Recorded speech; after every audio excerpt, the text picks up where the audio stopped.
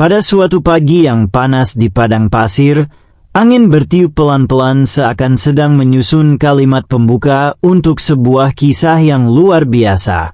Di jendela istana, Raja Mahmud Al-Jabrani berdiri dengan tangan bersilang di dada, matanya menyipit memandang rombongan kereta kuda asing yang masuk gerbang utama. "Siapa mereka itu?" tanya Raja pada pengawalnya. "Itu utusan dari benua Eropa, Baginda.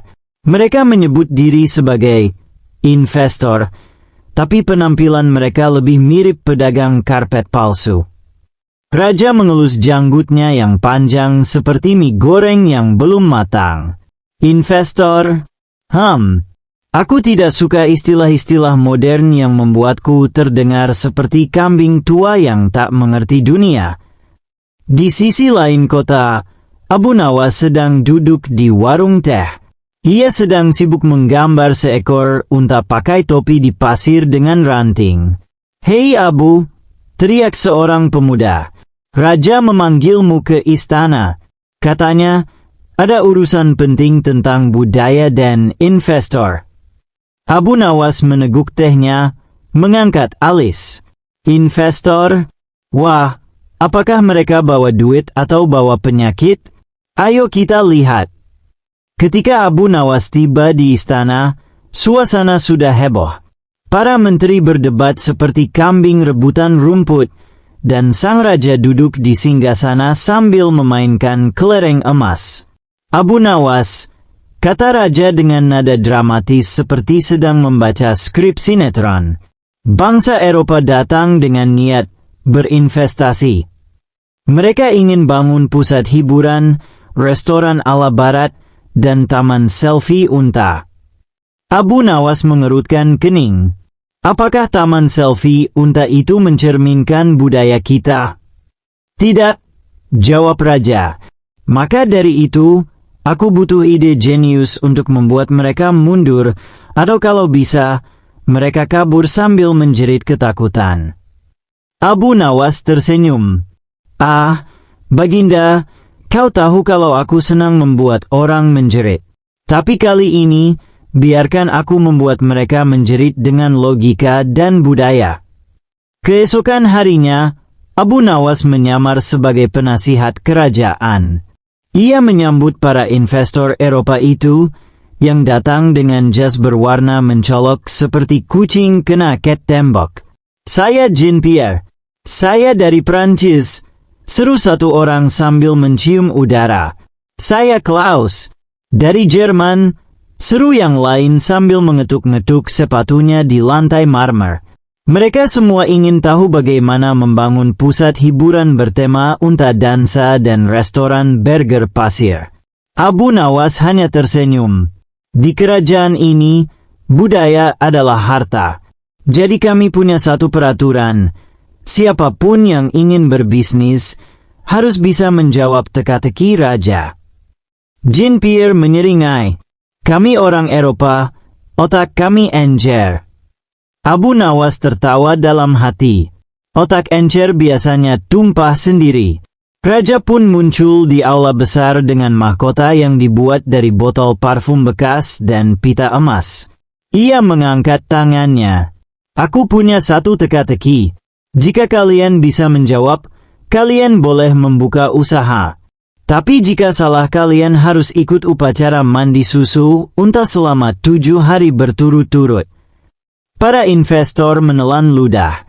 Apa yang bisa dibagi ke semua orang, tapi semakin dibagi, semakin besar nilainya? Jean-Pierre menjawab, "Emas." Klaus menjawab, "Pasar saham." Yang lain berkata, "Unta." Raja menggeleng. "Salah semua." Jawabannya, pengetahuan dan budaya. Semakin dibagi, semakin kaya orang-orang. Abu Nawas bertepuk tangan. "Itulah alasan kami tidak menjual budaya hanya demi profit. Budaya bukan burger yang bisa diambil separuh dan dibungkus plastik." Para investor pun merasa malu. Salah satu dari mereka, yang tadinya ingin membangun mall di atas sumur tua keramat, langsung pulang sambil menangis di balik dasinya. Setelah para investor Eropa dibuat bingung oleh teka-teki budaya, Raja Mahmud merasa lega, tapi belum puas. Abu Nawas, mereka memang sudah malu, tapi aku yakin mereka akan kembali. Orang-orang macam itu tak mudah kapok, seperti nyamuk yang sudah ditepuk tapi tetap nyanyi. Abu Nawas mengangguk. Tepat sekali, Baginda. Maka dari itu, aku punya ide. Kita buat mereka mengira bahwa budaya kita terlalu tinggi dan dalam untuk mereka pahami. Raja menyipitkan mata. Tinggi dan dalam, seperti sumur yang ditaruh di puncak gunung. Lebih tepatnya seperti puisi spiritual dicampur teka-teki filsuf, ditaburi bumbu mistik padang pasir, jawab Abu Nawas sambil tertawa lebar. Tingkat 2. Abu Nawas menyelenggarakan seminar budaya yang sangat aneh. Semua peserta wajib pakai sorban berwarna pelangi dan duduk bersila di atas karpet yang digambar simbol-simbol misterius.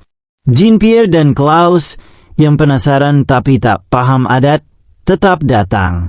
Mereka duduk di antara para sesepuh lokal yang sengaja dibayar oleh Abu Nawas untuk bicara dalam metafora sepanjang acara.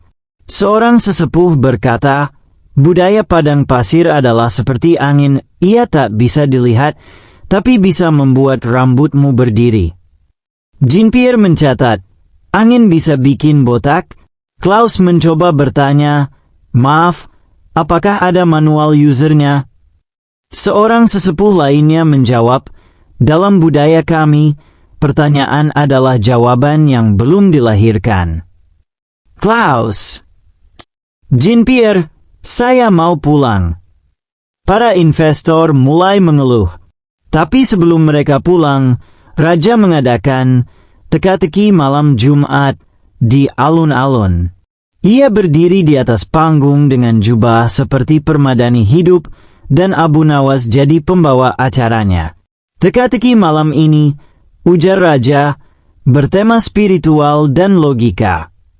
Ia bertanya, apa yang selalu mengejar kita, tapi tak pernah bisa disentuh, tak bisa dilihat, dan tetap bisa membuat orang tua menangis? Para investor mulai panik. Salah satu dari mereka menjawab, hantu masa lalu. Raja menggeleng. Salah. Jean-Pierre menjawab, tagihan kartu kredit. Abu Nawas tertawa sampai tersedak air zam-zam.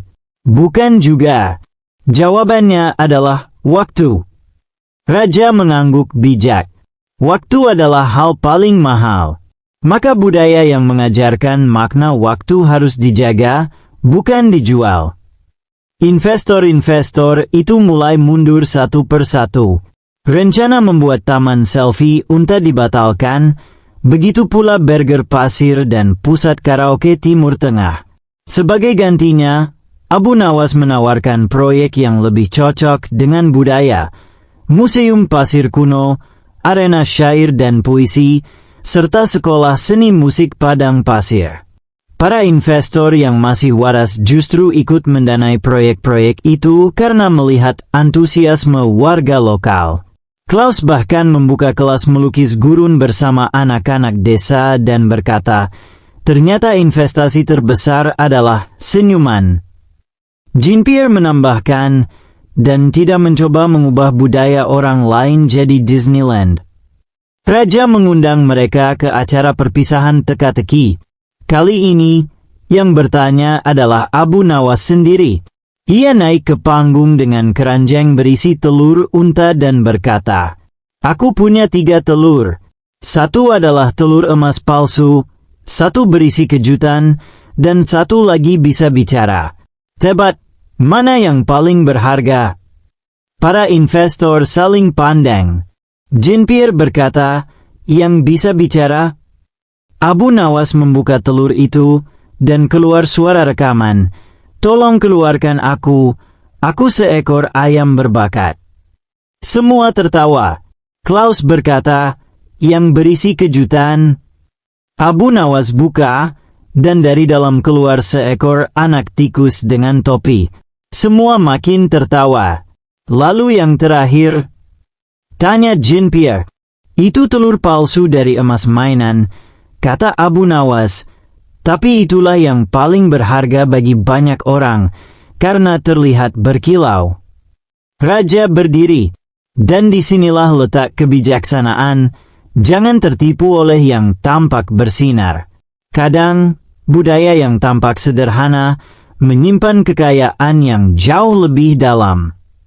Setelah semua keributan, Abu Nawas diangkat jadi Menteri Urusan Kejeniusan dan Kebudayaan. Rakyat bersorak, dan raja memberinya kuda khusus yang bisa tertawa kalau dicubit. Pada suatu hari di negeri padang pasir yang sangat jauh, di sebuah kerajaan bernama Al-Murabit, terjadilah sesuatu yang mengguncang seluruh negeri. Seorang penggembala kambing bernama Sulaiman bin Khalid berlari terbirit-birit menuju istana sambil berteriak, "Wahai rakyat! Wahai raja! Gunung emas! Gunung emas muncul di belakang Bukit Asabrah." Tentu saja kabar itu membuat geger seluruh rakyat. Bagaimana bisa di tengah padang pasir tandus, yang selama ini hanya dipenuhi kaktus dan kalajengking, tiba-tiba muncul sebuah gunung emas? Raja Mahmud Al-Jabbar, raja yang dikenal sangat penasaran dan sedikit rakus, segera mengumpulkan seluruh penasehatnya, termasuk orang yang paling dibenci dan paling dicintainya, Abu Nawas. Abu Nawas datang dengan langkah santai sambil membawa sebuah piring kurma dan teh hangat. Ia tidak tergesa-gesa seperti para menteri lainnya. "Abu Nawas," teriak sang raja, "tidakkah engkau dengar kabar tentang gunung emas yang muncul itu?" Abu Nawas mengunyah kurma sambil berkata pelan, "Saya dengar, tuanku. Tapi saya juga dengar kabar bahwa unta bisa menyanyi bila dikasih kismis." Para menteri tertawa tertahan. Raja menahan marahnya, lalu menunjuk Abu Nawas. "Kali ini, aku akan menguji kecerdasanmu. Karena aku curiga, kemunculan gunung emas ini adalah sihir. Aku butuh engkau pergi ke sana dan menyelidikinya. Tapi dengan satu syarat," tambah raja dengan senyum licik. "Apa syaratnya, tuanku?" tanya Abu Nawas. "Kau harus menyelesaikan 5 teka-teki yang akan kuberikan. Jika gagal satu saja, kau akan dihukum menjadi penjaga kandang unta kerajaan, tanpa alas kaki." Abu Nawas terdiam sejenak, lalu tersenyum. "Baiklah tuanku. Tapi izinkan saya membawa seekor ayam jantan, 2 batang tongkat kayu, dan sehelai selimut." Raja bingung. "Untuk apa itu?" "Saya hanya ingin membuat perjalanan menjadi lebih teatrikal," jawab Abu Nawas sambil tersenyum lebar. Teka-teki pertama, misteri unta yang bisa terbang. Sebelum Abu Nawas berangkat, raja memberi teka-teki pertama. "Wahai Abu Nawas, jika ada seekor unta yang bisa terbang ke langit, bagaimana cara menurunkannya kembali ke bumi tanpa memegang talinya?" Para menteri langsung geleng-geleng kepala. Tentu saja itu tidak masuk akal. Abu Nawas mengangguk tenang, lalu menjawab, "Mudah. Tuanku hanya perlu berkata kepada unta itu, 'Pajak terbangmu belum dibayar.' Maka ia akan langsung turun sebelum ditagih oleh Menteri Keuangan Kerajaan." Tawa pun meledak dari seluruh penjuru istana. Raja Mahmud menahan tawa sambil mengangguk pelan. "Baik, kau lolos dari teka-teki pertama, tapi masih ada 4 lagi." Perjalanan menuju Gunung Emas. Abu Nawas pun berangkat. Dalam perjalanannya melintasi padang pasir, ia ditemani oleh ayam jantan yang ia beri nama Tuan Cakar, 2 tongkat kayu yang ia sebut sebagai pasukan kembar, dan selimut yang ia juluki tirai kehidupan.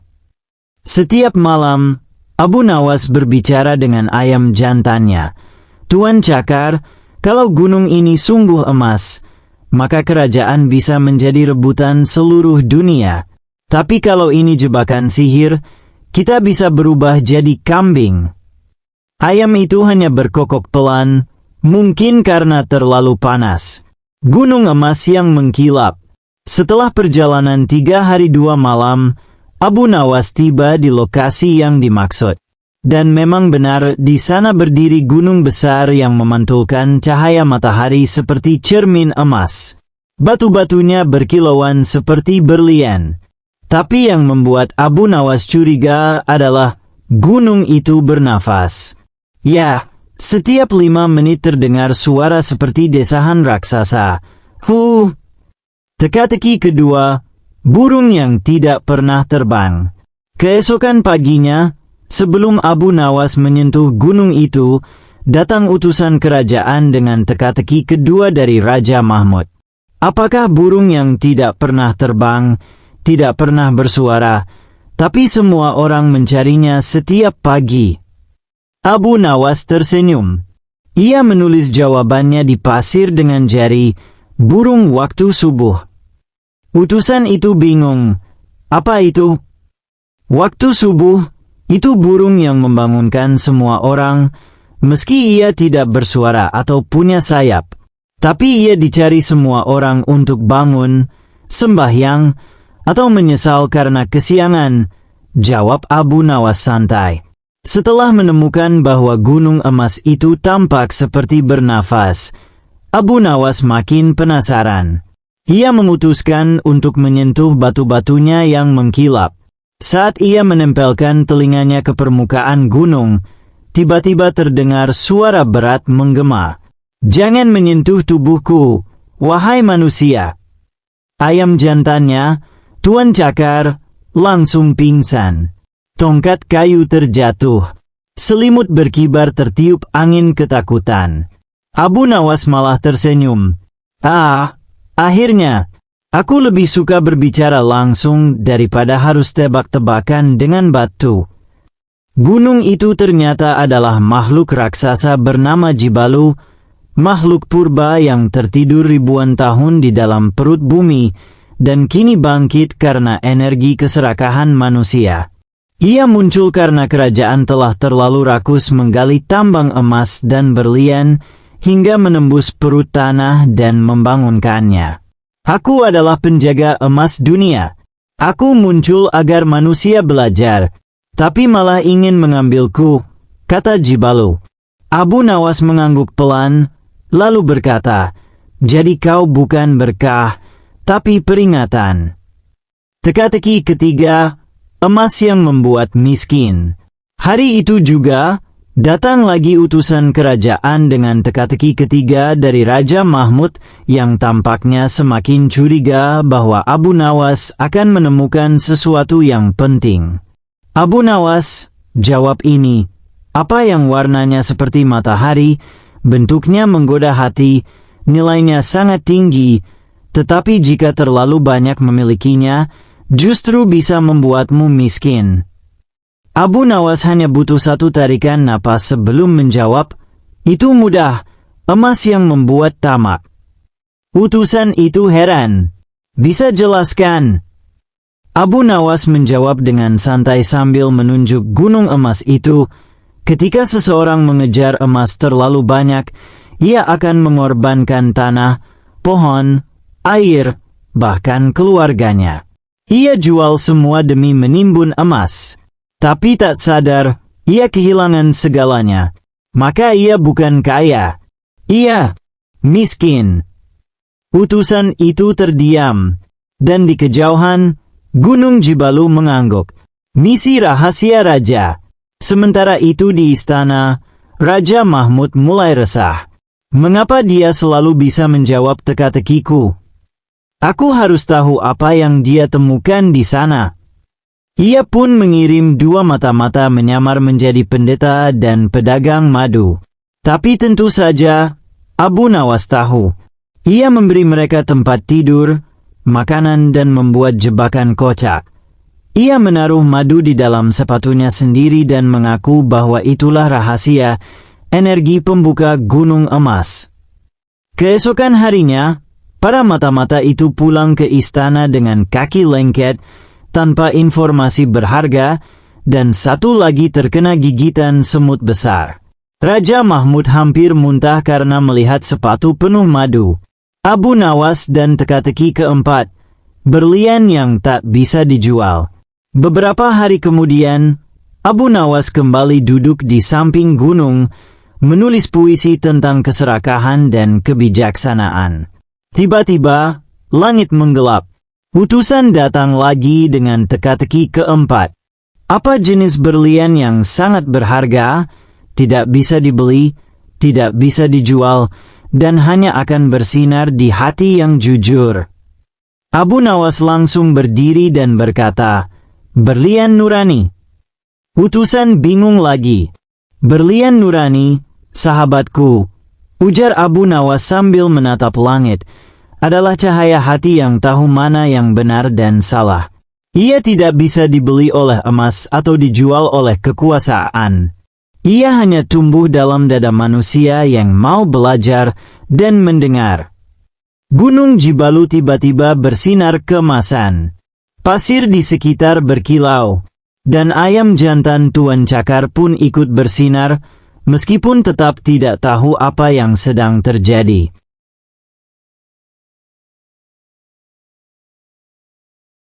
Di istana, Raja Mahmud gigit jari. Teka-teki terakhir harus menjebaknya. "Aku akan buat yang tidak mungkin diselesaikan." Ia pun mengumumkan bahwa ia sendiri akan datang ke gunung dan memberi teka-teki kelima secara langsung. Para menteri panik. "Tapi Baginda, itu gunung misterius. Bisa bernafas dan bicara." "Diam. Aku harus mengalahkan Abu Nawas, atau dia akan jadi legenda yang lebih besar dari kerajaan ini sendiri." Akan bersambung di bagian 3, teka-teki kelima dan rahasia terakhir Gunung Emas. Cerita makin seru. Ya, di bagian 3, Raja Mahmud akan berhadapan langsung dengan Abu Nawas di depan gunung yang bicara. Teka-teki terakhir akan jadi paling sulit dan kocak, tapi juga penuh makna. Dan akhirnya, kita akan tahu apa sebenarnya tujuan Gunung Emas itu muncul. Mau langsung lanjut ke bagian 3? You Said, lanjutkan. ChatGPT Said, lanjut kita gaskun ke bagian 3. Kali ini, Raja Mahmud turun langsung ke medan dan memberikan teka-teki kelima yang paling rumit, paling jebakan, dan paling lucu. Tapi tentu saja, Abu Nawas bukan orang biasa. Abu Nawas dan Gunung Emas. Rahasia padang pasir yang mengguncang kerajaan. Bagian 3, teka-teki kelima dan rahasia terakhir Gunung Emas. Hari itu, padang pasir ramai seperti pasar malam. Raja Mahmud datang dengan iring-iringan unta, gajah, menteri, pasukan, juru masak, dan bahkan pelawak istana. Ia tidak ingin hanya bertanya, ia ingin menang. "Mana Abu Nawas?" teriaknya dari atas unta yang memakai mahkota mini. Abu Nawas melambaikan selimutnya dari kejauhan. "Di sini, Baginda. Saya sudah menunggu dan teh saya hampir dingin." "Cukup bercanda," balas raja. "Sekarang dengarkan teka-teki kelima dan terakhir yang tak akan bisa kau jawab." Semua rakyat menahan napas. Para unta pun menengok. Teka-teki kelima. "Siapa aku?"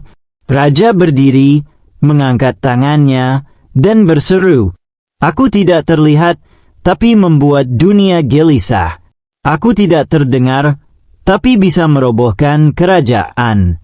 Aku datang saat emas melimpah, dan pergi saat manusia belajar. Siapa aku?" Suasana hening. Bahkan Gunung Jibalu ikut diam. Semua orang melihat Abu Nawas. Dan anehnya, ia tidak menjawab langsung. Ia malah membuka selimutnya dan duduk bersila. Lalu ia memanggil ayam jantannya, Tuan Cakar, dan berbisik. Ayam itu berkokok keras. "Kukuruyuk." Raja Mahmud melotot. "Apa jawabanmu?" "Ayam." Abu Nawas tersenyum. "Bukan, tuanku. Itu hanya alarm spiritual. Raja hampir pingsan. Lalu Abu Nawas berdiri dan berkata lantang, "Jawabanmu adalah keserakahan." Semua terdiam. Raja pun terdiam. Penjelasan Abu Nawas. "Keserakahan, tuanku," lanjut Abu Nawas, "tidak bisa dilihat, tapi membuat manusia gelisah. Ia bisa menjatuhkan kerajaan, seperti sejarah para penguasa yang jatuh karena tamak. Dan ketika emas muncul, manusia berlomba memilikinya, bukan memaknainya. Tapi saat mereka belajar, keserakahan pergi. Gunung Jibalu tiba-tiba mengeluarkan cahaya terang dari puncaknya. Pasir berubah menjadi rumput. Di kaki gunung muncul mata air segar. Semua rakyat bersorak. Hayam Tuan Cakar menari. Bahkan tongkat kayu Abu Nawas saling beradu seperti bersulang. Raja Mahmud menyadari sesuatu. Raja Mahmud tidak marah. Tidak kali ini. Ia termenung. Lalu ia menatap Abu Nawas. "Jadi semua ini bukan tentang emas?" Abu Nawas menatapnya lembut.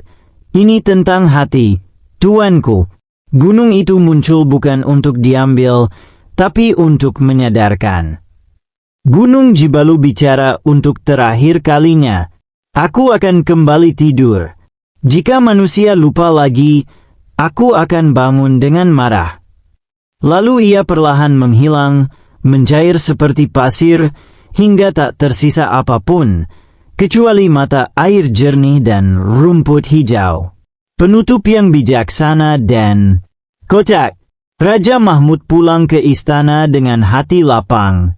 Ia mencabut semua pajak tambang, mengganti Menteri Keuangan dengan kambing peliharaan Abu Nawas, meskipun hanya seminggu, dan mengangkat Abu Nawas sebagai penasehat agung spiritual kerajaan. Tapi Abu Nawas menolak. "Saya lebih suka minum teh dengan ayam saya, tuanku," katanya sambil menyelimuti diri dengan tirai kehidupan. Tuan Cakar berkokok sebagai tanda setuju. Epilog. Apa yang terjadi setelah itu? Gunung emas tak pernah muncul lagi, tapi rakyat kini lebih bijaksana.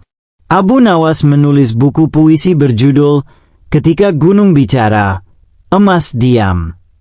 Raja Mahmud membuka taman bermain bernama Tebakan Abu Nawas, tapi gagal karena semua orang tak bisa menang.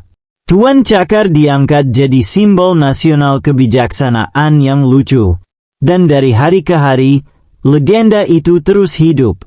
Tentang bagaimana seorang lelaki bijak dan kocak bisa menaklukkan gunung, keserakahan, dan raja sekalipun dengan teka-teki dan teh hangat.